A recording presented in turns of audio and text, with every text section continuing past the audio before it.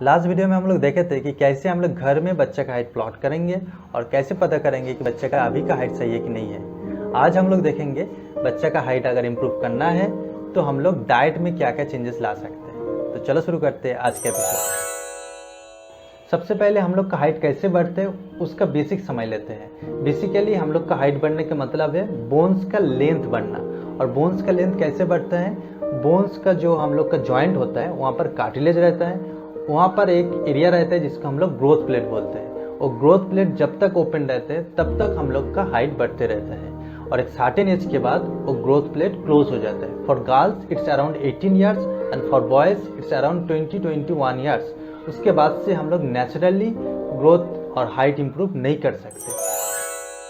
अब हम लोग 4 स्टेप डाइटरी सॉल्यूशन देखेंगे। पहला स्टेप में जो हम लोग करेंगे टोटल प्रोटीन इंटेक बढ़ाएंगे। प्रोटीन ओवरऑल ग्रोथ में हम लोग का हेल्प करते हैं, ये शायद हम सबको पता है, बट जब हाइट के बारे में बात होता है तब इसका इम्पोर्टेंस और भी बढ़ जाता है, क्योंकि हम लोग का जो हाइट रिलेटेड हार्मोन है जिसको हम लोग ग्रोथ हार्मोन बोलते हैं वो बेसिकली अमाइनो एसिड से बनता है और ये अमाइनो एसिड हम लोग प्रोटीन से ही मिलते हैं। इसीलिए लॉन्ग टर्म से अगर प्रोटीन इंटेक कम कर रहा है तो उसका इफेक्ट हम लोग का हाइट में दिखता है। यहाँ पर 2 क्वेश्चन हो सकता है। पहला क्वेश्चन ये हो सकता है कि हम लोग को तो पता चल गया कि टोटल प्रोटीन इंटेक बढ़ाना है, लेकिन दिन भर में कितना अमाउंट प्रोटीन लेना है। और इसी के साथ साथ सेकंड क्वेश्चन भी आ सकता है कि दिन भर हम लोग जो खाना दे रहा है उसी खाना में कितना अमाउंट प्रोटीन है वो हम लोग को कैसे पता चलेगा। पहला क्वेश्चन का आंसर तो ईजी है। इसके लिए सिर्फ आप लोग को एक चार्ट देखना है जहाँ पर इंडियन बच्चे के लिए एज वाइज कितना अमाउंट प्रोटीन लेना है वो क्लियरली रिकमेंड किया गया है। यहाँ पर मेरा एक सजेशन होगा कि आपका बच्चा अगर ऑलरेडी हाइट कॉम्प्रोमाइज है तो आपको ध्यान रखना होगा, इसको बेसलाइन लेके चलना होगा और इससे थोड़ा सा ज़्यादा भी प्रोटीन आप दे सकते हैं। एंड सेकेंडली दिन भर का प्रोटीन इंटेक पूरा करने के लिए किस टाइप का खाना कितने अमाउंट में देना होगा, इसके लिए आपको शायद एक कस्टमाइज डाइट प्लान बनना होगा, तब आपको क्लियर होगा। लेकिन यहाँ पर हम एक जनरलाइज आइडिया देंगे जहाँ से आपको एक आइडिया मिल जाएगा कि ये खाना इतने अमाउंट में देंगे तो मेरा बच्चा का टोटल प्रोटीन इंटेक पूरा हो सकता है। जैसे कि एक पीस अगर अंडा दे दिए उसमें 7-8 ग्राम प्रोटीन मिल सकता है। जैसे कि एक मीडियम पीस फिश दे दिए तो उसमें 13-14 ग्राम प्रोटीन मिल सकता है। अगर 50 ग्राम चिकन दिए उसमें 12-13 ग्राम प्रोटीन मिल सकता है। 25 ग्राम पनीर दे दिए उसमें आपको 4-5 ग्राम प्रोटीन मिल सकता है। 1 गिलास दूध दे दिए उसमें 7-8 ग्राम प्रोटीन मिल सकता है।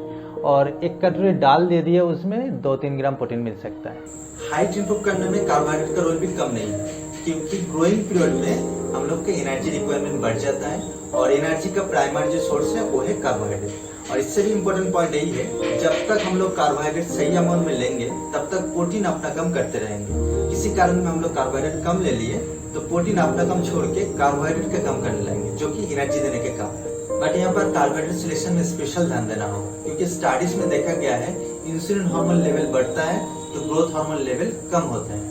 और इंसुलिन हार्मोन लेवल कब बढ़ता है? जब हम लोग सिंपल कार्बोहाइड्रेट देते हैं। Simple carbohydrate like sugar, sugar drinks, cake, pastry, jam, jelly, candies and even fruit juice, इस टाइप का खाना हम लोग जब ज्यादा देंगे तब इंसुलिन हार्मोन सिक्रेशन बढ़ेगा और ग्रोथ हार्मोन सिक्रेशन कम होगा। और ग्रोथ हार्मोन सिक्रेशन कम होगा तो ओवरऑल हाइट पे इम्पैक्ट पड़ेगा।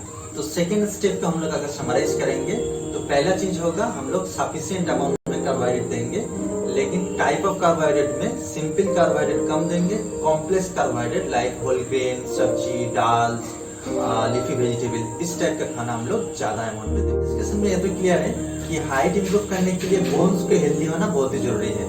और बोन्स हेल्दी तब होंगे जब हम लोग का डेली डाइट में विटामिन और मिनरल्स का सप्लीमेंट सही अमाउंट में होगा। और अगर मैं स्पेसिफिक विटामिन और मिनरल्स का नाम बोलेंगे तो इसमें minerals like calcium, magnesium, phosphorus, zinc, iron, these are very important to build a healthy bones. And at the same time vitamins like vitamin A, D, K, vitamin B complex and vitamin C, these are also very important to build healthy bones. पहले 3 step को ध्यान में रखते हुए हम लोग अभी एक मेनू प्लान बनाएंगे, जहाँ से हम लोग को एक आइडिया मिल जाएगा कि दिन भर हम लोग क्या क्या खाना दे सकते हैं। तो चलो शुरू करते हैं ब्रेकफास्ट से। ब्रेकफास्ट में हम लोग सीरियल लाइक रोटी, ब्रेड, सूजी, चूड़ा, इस टाइप का कोई भी एक सीरियल दे सकते हैं। उसके साथ साथ प्रोटीन के लिए हम लोग एग्स और मिल्क प्रोडक्ट दे सकते हैं। और कभी कभी हम लोग इडली, डोसा और पनीर स्टफ पराठा इस टाइप के भी हम लोग इंक्लूड कर सकते हैं। और मिड मॉर्निंग में हम लोग देंगे फूड्स। फूड्स किस टाइप के फूड्स देंगे? फूड्स हम लोग सीजन वाइज चूज करेंगे, जो फूड सीजन में जिस टाइप का फूड मिलेगा उस टाइप का फूड हम लोग देंगे। और लंच में क्या देंगे? रोटी और राइस रखेंगे, उसके साथ साथ दाल रहेगा, सीजनल सब्जी रहेगा।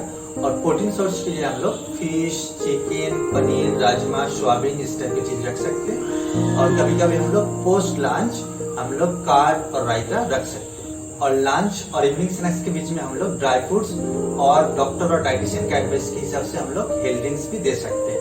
और इवनिंग स्नैक्स में हम लोग पोहा, उपमा, स्टफ पराठा, डालिया खिचड़ी, झाल मुड़ी, घुगनी मुड़ी और इवन नूडल्स भी हम लोग घर में बना के दे सकते हैं। अब हम लोग देखेंगे कि डिनर में क्या क्या दे सकते हैं। डिनर बेसिकली हम लोग का लंच की तरह ही रहेगा, बट प्रिपरेशन में थोड़ा सा चेंज करेंगे तो वो अच्छा रहेगा।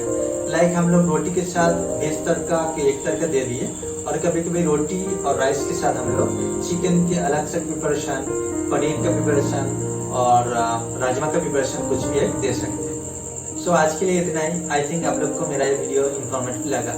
आई will meet you soon in my new video. तब तक के लिए टेक केयर, बाय बाय।